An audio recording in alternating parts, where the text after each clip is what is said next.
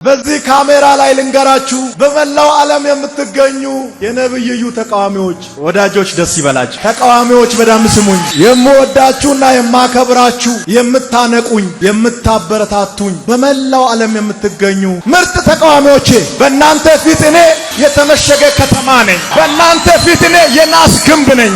አንዳንድ ጋዜጠኛ ጠርቶ ፕሮፌት ቢሮ እንምጣ እስኪ በዚህ ዙሪያ የሚወራውን አጥራልን ስም ምንድነው የሚጠራው? እኔ ሞር እንዲጨምር ፈልጋለሁ። እንዲወዛገቡ ስለሚፈልግ የሚጠራ ነገር የለም። ጌታ እስከሚመጣ ድረስ የነሱ መንደር እየተበጠበጠ እየተናወጠ እየተናጠ እየተንገዳገደ እየተረባበሸ እየተንቦቃቦቀ እየፈራ እየደነገጠ የኔ ሰፈር ግን በኃይልና በድፍረት ሳቻውም ሆነ ክልከላው ሰብረን እንሰብካለን።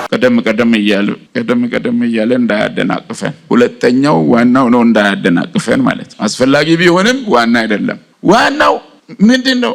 የእውነት ጉዳይ ነው። የእውነተኛነት ጉዳይ ነው። የታማኝነት ጉዳይ ነው። የታመነ ሰው በፍቅር ይመላለሳል። መልካም ግንኙነትን ያራምዳል። ያልታመነ ሰው ግንኙነት ያበላሻል። የጌታውን ጉዳይ ቀዳሚ አድርጎ የኖረ ሰው እሱ ተደላድሎ ይኖራል። ሌላው ሁለተኛ ነው። አስፈላጊ አይደለም እያልኩ አይደለም፣ ግን ሁለተኛ ነው እያልኩ ያለው። ህይወታችን የምትቃወሰው አንደኛው ነው ወደ ሁለተኛው፣ ሁለተኛው ነው ወደ አንደኛ ስናመጣ ነው። ከመቃወስ ጌታ ይጠብቃል። በደረጃ እናስቀምጥ። ፔንቴኮስቴን መቀለጃ ያደረገው የፔንቴኮስቴ ህብረት የካውንስሉ መስራች ከሚባሉት ህብረቶች አንዱ የኢትዮጵያ ፔንቴኮስታል አብያተ ክርስቲያናት ህብረት የተባለ ስብስብ ሲሆን ህብረቱ ጆይ ጭሮን የመሰሉ ነቢያት ተብዬ አደገኛ ሰዎች የሚመሯቸው ቤተ እምነቶች የታቀፉበት ቡድን ነው። ይህ ህብረት ሰሞኑን ካውንስሉ በኢዩ ጩፋ ክራይስት አርሚ ላይ ያሳለፈውን የፈቃድ ማገድ ውሳኔና በቀጣይ የእሱን የሚመስል ግብር ባላቸው አገልጋዮች ላይ እወስዳለሁ ያለውን እርምጃ በገደምዳሜ የተቃወመበትን ስብሰባም አካሂዷል። በጆይ ጭሮ ቤተ አምልኮ አዳራሽ የታደሙት የህብረቱ አባል ቤተ እምነት መሪዎችና አባላቱ በዋና አለቃቸው በኩል ይህንኑ ድምጻቸውን አሰምተዋል። ጆይ ጭሮ በአክብሮት ወደ መድረክ ጠርቶ አሁን ላይ ከእግዚአብሔር ቀጥሎ በኢትዮጵያ ውስጥ አሉ የሚባሉ ነቢያቶችና አብያተ ክርስቲያናት ሁሉ መሪ ፕሬዝዳንትና አባት እርሱ ነው ሲል ያስተዋወቃቸው ጎልማሳ ወይም የብሪፍ ኬስ ቸርች ፓስተር ማይኩን ጨብጠው ያደረጉት ንግግር ካውንስል በሚባል ተቋም ምክንያት ወንጌላዊው ክርስትና የደረስንበትን የውድቀትና ድቀት ደረጃ ያመላክታል። በቤተ ክርስቲያን የታሪክ ዘመናት መካከል እንደሆነ ሁሉ በዚህም ዘመን ሐሰተኛ አገልጋዮች መኖራቸው ባይቀርም እንዲህ ተሰባስበው ቅጥፈታቸውን ሲያጸድቁ ለመስማት የበቃ ነው። ግና ካውንስሉ በመቻቻላቸው እድልና በሰጣቸው የህግ ከለላ ነው። ጆይ ጭሮ አንቆለጳጵሶ የገለጻቸው እኚህ ግለሰብ ከ3 አስርት ዓመታት በላይ በስነ ጽሑፍ አማካኝነት የሚተላለፉ የሐሰት ትምህርቶችን ከውጭም ከውስጥም ሲያከፋፍሉ የኖሩ ቢሆኑም በእለቱ ያደረጉት ንግግር ከብዙ በጥቂቱ እንዲህ የሚል ነበር። እኔ የሐሰትን ትምህርት በደንብ ጠንቅቄ የማውቅ ሰው ነኝ። ኢትዮጵያ ውስጥ በወንጌል አማኞች መካከል የሐሰት ትምህርት የለም። በወንጌል አማኙ ውስጥ ምንም አይነት ስህተት የሚያስተምር አገልጋይ የለም። ነቢይ ያላችሁ ቤተ ክርስቲያናት በጣም እድለኞች ናችሁ። እግዚአብሔር የሚናገረው በነቢያት ነው። ህዝቡን ለማነጽ የሚጠቀመው ነቢያት ነው። ነቢይ ከሌለ እግዚአብሔር አይናገርም። የእግዚአብሔርን ስራ ለማስፋት ካውንስሉን ባለቤት ሆነን ያቋቋመን እኛንን። ካውንስሉን ያቋቋምነው ጥላ እንዲሆነን እንጂ ለማሳደድ አይደለም። ሰሞኑን የተነሳ አንድ ውዥንብር አለ፣ ግን ጥርን ማን ሊያቆም ይችላል? ተአምር ማለት ሚራክል ማለት ከአእምሮ በላይ መሆኑ መታወቅ አለበት። እንዲህ ነው እንዲያ ነው ብለን የምናስቀምጠው ጉዳይ አይደለም። ለሁሉም አንድ አይነት ስጦታ አይሰጥም። ስጦታዎች ልዩ ልዩ ናቸው። አንዳንዶች በገንዘብ አካባቢ ይሰራሉ፣ አንዳንዶች ሂሊንግ አካባቢ ይሰራሉ፣ አንዳንዶች ታምራት የማድረግ ስጦታ አላቸው። ስጦታው ልዩ ልዩ ስለሆነ ሁሉም ጋር እየሄዱ መጠቀም ያስፈልጋል። እባካችሁ እዚህ ፕሮፌት ጆይ ጭሮ ላይ ያለውን ቅባት አፍናችሁ አትያዙ። እግዚአብሔር ማንም ድሃ እንዲሆን አይፈልግም። ድህነት ከሰይጣን ነው። እግዚአብሔር ይገስጸው። ፕሮፌት እኔም ሀብታም መሆን ስለምፈልግ እባክህ ጸልይልኝ እያለ ይቀጥላል። እንግዲህ አሁን ላይ ራሴን አስተካክላለሁ ያለው ካውንስሉ እየሰበሰበው ይህን ሁሉ ጉድ ነው ሲል የገለጸው ሽመልስ ይፍሩ የተባለው ወንድማችን ነው። እኔ ኢትዮጵያ ውስጥ ሐሰት ትምህርት በደም ጠንቅቄ የማቅሰው ነው። ኢትዮጵያ ውስጥ በወንጌል አማኞች ውስጥ የሐሰት ትምህርት የለም። በወንጌል አማኙ አገልጋይ ውስጥ ምንም ስህተት የሚያስተምር አገልጋይ የለም። ነብይ ያላችሁ በጣም እድለኞች ናችሁ። እግዚአብሔር በነብይ ነው የሚናገረው። በሀገር ደረጃ ለስራውም ሆነ ለህዝቡ የሚታነጽበትን እግዚአብሔር የሚጠቀመው በነብይ ነው። ነብይ ከሌለ እግዚአብሔር አይናገርም። እኔ የመካነ ኢየሱስ ቤተክርስቲያን አባልም ነኝ። የመሰረተ ክርስቶስ ቤተክርስቲያን አባልም ነኝ። የቃለ ሕይወት ቤተክርስቲያን አባልም ነኝ። የሕይወት ብርሃን ቤተክርስቲያን አባልም ነኝ። የገነት ቤተክርስቲያን አባልም ነኝ።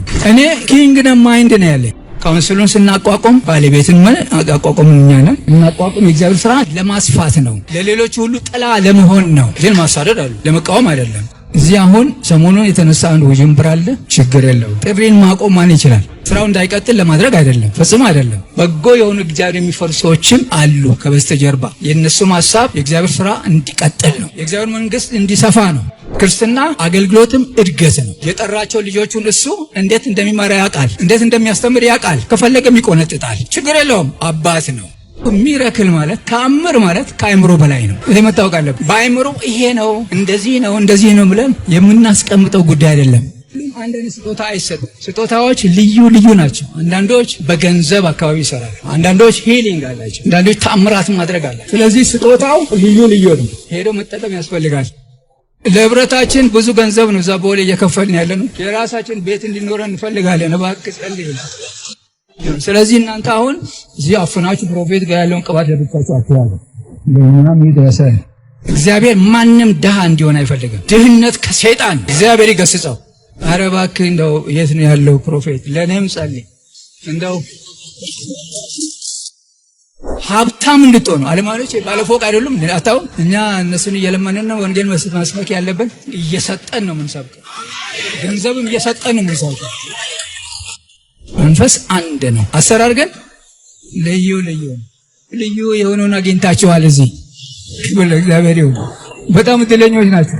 አንዳንዶቹም እንደሚያደርጉ ልንገራችሁ በግልጸት። ይህንን የነገሩኝ ሰዎች አንዳንዶቹ በ60ዎቹ እድሜ ውስጥ ያሉ ሰዎች ናቸው፣ ትልልቆች ማለት። ወይ ኤርሚሽ አንተ ገና አላወቅም ማለት ነው።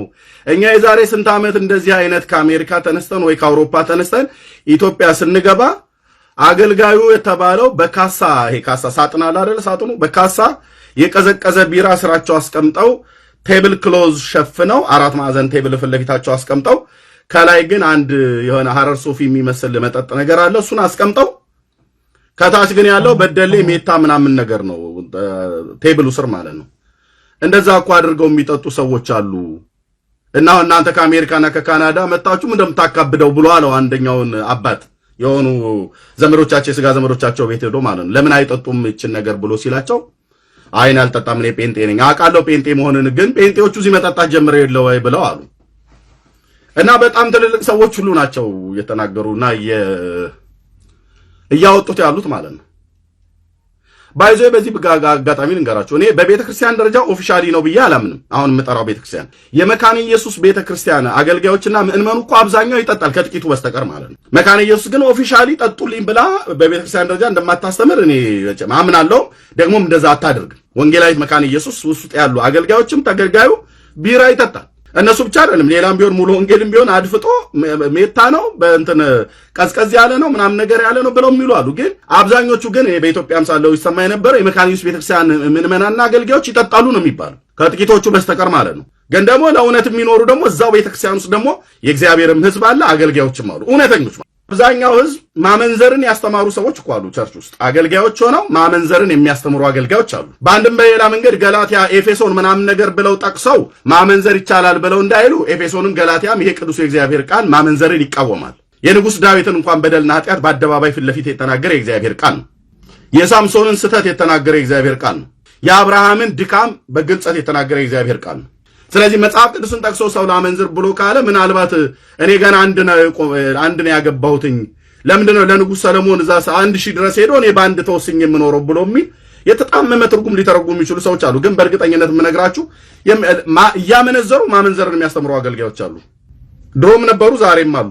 ድሮ ደግሞ የት ነው የነበሩት? የት ታውቃለህ ብላችሁ ካላችሁ ቲያትሮ እንዲሴስኑ የምታስተምርና የምታስት ሴት ነበር ቸርች ውስጥ። የቤተ ክርስቲያኑም ሊደርሺፕ የተባለው መሪዎቹ አይተዋት ጭጭ ብለዋል፣ ዝም ብለዋል። ዝም ያሉበትን መጽሐፍ ቅዱሱ ክፍሉ አይነግረንም። ወይ ፈርተዋት ነው የእሷ ግሩፖች በጣም ብዙ ስለሆነች ደግሞ በመንፈስ ወልጃቸዋለሁ ብላ ያለቻቸው የመንፈሳዊ ልጆቿም ሊሆኑ ይችላሉ፣ ወይ ደግሞ እሷ ጋር ገብቶ የተስተናገደ ያው ያስተናገደቻቸው ባልጋ ላይ ማለት ነው። ከነሱ ደግሞ የጸነሰች የወለደቻቸው ይሄ እንትና ልጅ ነው በመጀመሪያ እንትን ያልኩት። ይሄ ደግሞ እንትን የሚባል አገልግሎት ክፍል ውስጥ የሚያገለግል ከሱ የወለድኩት ነው። ይሄኛው ደግሞ ከዚህኛው የወለድኩት ነው እያለች ብቻ የምታስቆጥራቸው በስጋም የወለደቻቸው ልጆች ሊሆኑ ይችላሉ።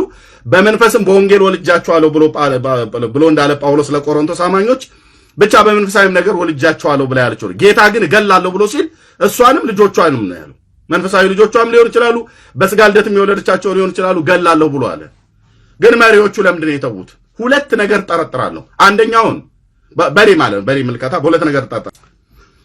አሁን ያቺ ዛች ሴትዮ ላይ አትንጠልጠይ። አንቺ ራሱ አሁን በቸርች ውስጥ ኤልዛቤል አትሁኝ እንጂ ስንቱ አገልጋይ በደልና ኃጢአት ሲያደርግ ስንት ነውረኛ የሆነ ነገር ሲያደርግ አይታችሁ የምትተው ስንት ሰዎች አላችሁ። ለኔ እንኳን በመረጃ በተረጋገጠ በባንክ መረጃ ቻት የተደራረጋችሁትን ቪዲዮ ኦዲዮ ሪከርድ የተደረገውን የሰጣችሁኝ አሁን ከአውሮፓ ያላችሁ ከስዊድን ከጀርመን ከአሜሪካ የሰጣችሁ ታንጀብል የሆነ መረጃ ተጨባጭ ነገር ኖሯችሁ አሁን ከሁለት ቀን ከሶስት ቀን በኋላ ኤርሚ ነገሩን ብትቶ በቃ ምናምን ብላችሁ ያላችሁ ሰዎች ብላ ያላችሁት እውነት ልባችሁ ራርቶ ነው ለአገልጋዮቹ አይመስለኝም። ከተጠራ የሚጎተት ነገር ስለሚኖር ነው እንደ ሹራብ ክር ማለት ነው። እነኚህ ሰዎች ከተጋለጡ እናንተ ተው ስላላችሁ አልተውም። በርግጥ ግን እና ማለት ከተጎተተ ነገሩ አንዴ ከወጣ አብሮሽ ሊመዘዝም ብዙ ነገር ሊመዘዝብሽ ነው ከበስተጀርባ ማለት ነው። ወይ ደግሞ በፍቃዳችሁ አውቃችሁ በተለይ እህቶች እግዚአብሔር ምስክሬ በዚህ አጋጣሚ እህቶች ፓስተር እንትን ዘማሪ ነው ተብሎ ከተባለ ማይክ ከያዘ የሆነ ብቻ የሚታወቅ ከሆነ ፓስተር የሚሆን ብቻ የሆነ የሚታወቅ ከሆነ መድረክ ላይ የቆመ አገልጋይ ስታዩ በተለይ ያላገባችሁ እህቶች ለምን ቅዥቅዥ እንደሚያደርጋችሁ አይዶን ነው። ወንድ መድረክ ላይ የቆመ ብቻ ነው እንዴ ወንድ? ከዛ ቴጅና ደግሞ ቻት ተደራረጊና ራስሽ 18 ጊዜ ምላስሽን እያወጣሽ እየጠራሽ ወይ ደግሞ በግርሻ አልቦ እያቃጨልሽ ያልሆነ የሆነ ነገር እያደረግሽ ከዛ እንትና ዘማሪ የሚባለው እንትና እንዲህ አረገኝ ይሄ የምትነግሪኝ ነገር መረጃ አለ ብሎ ሲልሽ አውጣ ያለሽ አንዳንዱ መረጃ ትልኩና ከዛ ደግሞ ጥፍታ ያለሽ ከገለጥኩ አብሬ ነው እናንተ ሁሉ ናችሁ የምትገለጡት። እንትና የሚባለው ዘማሪ ወይ እንትና የሚባለው ፓስተር አመንዝሯል ብዬስል ያመነዘረው እኔ ያችን ሴት አልሆንም ማለት የነኛ ፈሪሳውያን አልሆንም። ፈሪሳውያኑ ያሉት ጌታ ኢየሱስ ክርስቶስ ጋር ያችን ሴት ስታመነዝር አግኝተናታል መምህር ወይ ብለዋሉ። ጌታም የእውነት የሚገርም እኮ ነው አላየኋትም ነበር ብሎ አይደለም ያለው ስታመነዝር አግኝተናታል አሉ። እዩ ጩፋ ጋር ችግር ካለ ሐሳብን ወይም ደግሞ ያለበትን ችግር ይሄ ነገር ለወንጌል እንቅፋት ነው ወይም ደግሞ ጥሩ አይደለም እንደ ወንጌል አይመከርም ብሎ መምከር ነው፣ በጋራ መነጋገር ነው። ከዛ ውጪ ግን አግዳለው ወይም ደግሞ የሆነ ደብዳቤ ጽፋለው እንዲያረጋለው እና እነሱ ብዙም ተቀባይነት የላቸውም። ሲጀመር ዘመናችንን ሁሉ ሰዎች ላይ ደብዳቤ የተጻፈ ያልተገለለ አገልጋይ የለም። ከኔ እንኳን ከመጣሁበት ወደ ጌታን ካወቁበት ጊዜ ጀምሮ ብዙዎቹ ላይ ደብዳቤ ይጻፋሉ፣ ይገለላሉ፣ ይወገዳሉ። ብዙም ነገር ተፈጥሯል። ስማቸውን መጥራት አስፈላጊ አይመስለኝም። ስለዚህ ሁሌ በዘመናት መካከል የተለያዩ አገልጋዮች በተነሱ ቁጥር እንዲናረጋለን እንደዚህ ደብዳቤ ዛቻ ምናምን ምንም ተቀባይነት የለውም። ትውልዱ አይሰማችሁ ይጀምር እንደዚህ ነገር። ወንጌል አማኞችም ቢሆን የራሱን መንገድ በራሱ ይስራ። ቃልዮትም መካኒዝም የትኛው ካውንስሉ ግን ሲቋቋም ሲጀመር ጠቅላይ ሚኒስትር ዶክተር አብይ ነው ያቋቋሙት። በዚህ አጋጣሚ ጌታ ይባርካቸው፣ በጣም የተከበሩ ትልቅ ሰው፣ ለሁላችንም ምሳሌና ሞዴል መሆን የሚችሉ ሰው ናቸው። ሁሉን ነገር በብላትና እንትን ነው ማስተዋል የሚሰሩት ነው። ከዛ ውጪ እዩ ጋር ችግር ካለ ማስተካከል ነው፣ መምከር ነው፣ ማሳየት ነው። ስለ ካውንስሉ ደግሞ በጋራ ተነጋግራችሁ የትኛውን ነገር የሚደረግበት እንጂ አንድ ሰው ተነስቶ የፈለገውን የሚናገርበት የሚያደርግበት አይደለም። ሲጀመር ካውንስል በጋራ ተነጋግረን የምንፈታበት ቦታ እንጂ ጌትነት ለማ እንደፈለገ የሚፈነጭበት አይደለም። እኔ ሲጀመር ካውንስል ቢሮ ሰርቻለሁ፣ አውቀዋለሁ። ጌትነት ለማ ምን እንደሚሰራ ቢሮ ውስጥ አስፈላጊ ከሆነ አውቀዋለሁ። መናገር ከተፈለገ የካውንስሉን ብር ባንክ ውስጥ በማስገባት ለራስ ጥቅም እያዋሉ ነው። እሱ ብቻ አይደለም፣ የሰው ኃይሏም ጻፊዋም ጋር በጋራ በመሆን ከነሱ ውጪ የሚንቀሳቀሰውን የትኛውንም ነገር በመምታት ደብዳቤ በመጻፍ በጣም ሸፍጥ የሚሰራ ሰው ነው ጌትነት ለማ። ራሱን እንደ ፓስተርና ፓስተር ነኝ ብሎ የሚሰይም ነው። ግን ፈጽሞ የፓስተርነት ምንነትም የለውም። ቢያስፈልግ ሌላም ነገር ቄስ ደረጀን ላይ ደብዳቤ ለመጻፍ በእድሜ ለእሳቸውን ለማገድ የሚያስብ ማንንም የማይሰማ በጣም ደፋር የሆነ ሰው ነው። የትኛውንም ቃል እሱ ላይ ብናገር ራይት ይሆናል እንጂ ኤክስ አይሆንም። ስለዚህ በደንብ አውቀዋለሁ። እዛው ካውንስል ቢሮ ሰራ ስለነበር ማለት ነው። ስለዚህ ዩን ጩፋ ማገድም መከልከልም ማንም አይችልም። ሲጀመር እሱ ራሱም እንደተናገረው እግዚአብሔር ነው ይሄንን እድል የሰጠው። ተግባብተን በጋራ ወንጌል ለመስራት ስንል ነው ካውንስል የተቋቋመው። በጋራ የተለያዩ ህብረቶች የፍቅር ህብረት አለ፣ ሌላ ህብረት አለ። አንድ ብንሆን እኮ አንድ ስም ነበር የሚኖረን። ካውንስሉ የተለያዩ ህብረቶችን በጋራ ይዞ በጋራ የሚሰራ የተሻለ ሀሳብ ይፈጥር። ልዩነት የለንም ማለት አለ። ልዩነት ሁሉም ጋር አለ። ልዩነትን ትተን የጋራ ቢያንስ በአብ ወልድ መንፈስ ቅዱስ እናምናለን የሚለውን እንደዚህ ፒራል የሆኑ ለቤተክርስቲያን ፒራል የሆኑ ነገሮች በሚያስማማን ጉዳይ ነው። የደህንነት ጉዳይ አይደለም። ሐዋሳ ተቀበለው አልተቀበለው፣ መከላከያ አጀበው ማንም ያጀበው ከደህንነት ጋር የሚገናኝ ጉዳይ አይደለም ሲጀመር ማለት ነው። ስለዚህ ደህንነትን ሊነካ የሚችል እንቅፋት ሊሆን የሚችል ነገርን ተነጋግሮ መፍታት ይቻላል እንጂ ጌትነት ለማ ካውንስል ላይ ቁጭ ብሎ የፈለገውን የሚናገርበት መሆን የለበትም። ጌትነትም ደብዳቤ ከመጻፉ በፊት ጠቅላላ ህብረቱ ተሰብስቦ ምንድነው እየተፈጠረ ያለው፣ በዩ ጉዳይ ችግር አለው፣ ይሄ ነገር ትክክል ነው ወይ፣ ወዴት እየሄደ ነው ብሎ መጠየቅ ይቻላል እንጂ ዝም ብሎ እዛ ወንበር ላይ ተቀምጫለሁ ብሎ የፈለገውን ማድረግ አይችልም። የተቀመጠው አንድ ፈርኒቸር ቤት የተገዛ ወንበር ላይ ነው እንጂ እግዚአብሔር የሰጠው ስልጣን አይደለም ሲጀመር። ከዛ ውጪ ግን መሪዎች ላይ፣ ነቢያት ላይ፣ ሐዋርያት ላይ እግዚአብሔር ያስነሳቸው ላይ ዝም ብሎ እነሳለሁ ፈነጫለሁ የሚለው ነገር ማንም አይሰማው። አብያተ ክርስቲያናትም ብትሆኑ ወንጌል አማኞችም ብትሆኑ የጋራ ሐሳብ ፍጠሩ፣ በጋራ ተነጋገሩና የተሻለን ነገር ለመስራት ትውልዱ ጋር ያለውን ልዩነት ከኛ ጋር ያለው ምንድነው? ክፍተታችን የኛ ድካም ምንድነው? የኛ ችግር ምንድነው? እነሱ ያልተረዱን ነገር ምንድነው? ያንን በጋራ ተነጋግራችሁ መፍታት ነው እንጂ እዛ አግዳለሁ ከለክላለሁ እንደፈለኩ አረጋለሁ ማን ይሰማል? ስለዚህ ከትውልዱ ጋር በጋራ ተስማምታችሁ አብራችሁ መሄድ የምትፈልጉ ከሆነ መነጋገር ነው። ማንም አይሰማችሁም። ትውልዱ አይሰማችሁም። ምናልባትም ሊተፋችሁ ይችላል። አስፈላጊ ከሆነ ሊተፋችሁ ይችላል። ምንም አታመጡም ማለት ነው። ስለዚህ እግዚአብሔር በሰጠን ምህረትና ድል በአግባቡ ተጠቅመን እንለፍ። ምን እንስራ? እንደ ጠቅላይ ሚኒስትር እንደ ዶክተር አብይ የተሻለ ነገር ምን እንስራ? ትውልዱን እንዴት እንቅረጸው? የተሻለችን ኢትዮጵያ እንዴት እንስራ? የተሻለ ጠቃሚ የሆነ ለትውልድ ምቹ የሆነ ቤተክርስቲያንን እንዴት እንገንባ ሚለው ላይ ትኩረት አድርጉ እንጂ ደብዳቤ እንዲዛቻ ምንም መታመጡት ነገር የለም። ትውልዱን ታጡታላችሁ። የባሰ ትውልዱን ወደ ሌላ አቅጣጫ እንዲሄድ ነው የምታረጉት። ይጩፋል ለብዙዎች ጠቅሟል። እናንተ ምን ሰርታችኋል? ሁሌ በሚነሳ ሰው ላይ መናገር የሆነ ነገር ማድረግ ምንም ፋይዳና ጥቅም የሌለው ጉዳይ ነው።